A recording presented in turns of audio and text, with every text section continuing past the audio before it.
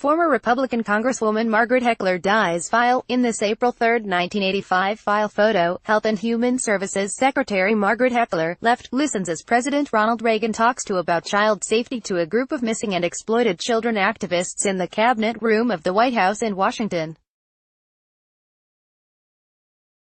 Heckler, an 8-term Republican Congresswoman from Massachusetts, Secretary of Health and Human Services under Reagan, and U.S. Ambassador to Ireland, died Monday, August 6, 2018, in Arlington, Virginia. She was 87. AP photo, Barry Thoma, file, Boston, AP, Margaret Heckler, an 8-term Republican Congresswoman from Massachusetts who went on to serve as Secretary of Health and Human Services under President Ronald Reagan and U.S. Ambassador to Ireland, has died at age 87. Her family says she died Monday of cardiac arrest at an Arlington, Virginia, hospital. The death was confirmed by Murphy Funeral Homes, of Arlington, which is handling arrangements. She was an inspiration to all who knew her, her family said in a statement to the Boston Globe. Heckler was first elected to the U.S. House of Representatives in 1966 after upsetting former Speaker Joseph Martin, Jr., a 42-year congressman, in the Republican primary and Democratic Patrick Harrington, Jr.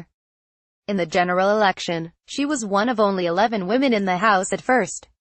She served until 1983 following a loss to Democrat Barney Frank. Heckler was a champion of women's and veterans' issues in the House. In addition to supporting the Equal Rights Amendment, she helped push through 1974's Equal Credit Opportunity Act, which barred lenders from discriminating based on gender or marital status. At Health and Human Services from 1983 until 1985, she was among the first high-ranking members of the Reagan administration to call for additional federal funding for AIDS research and treatments, and expanded research into Alzheimer's disease. After she was forced out of the cabinet by Republicans critical of her management style, she served as ambassador to Ireland until 1989. Heckler's marriage ended in a bitter and public divorce in 1985. She is survived by 3 children and 4 grandchildren. Heckler was raised in New York City, the daughter of Irish immigrants. Service plans are pending, according to the funeral home. Copyright 2018 The Associated Press. All rights reserved. This material may not be published, broadcast, written or redistributed.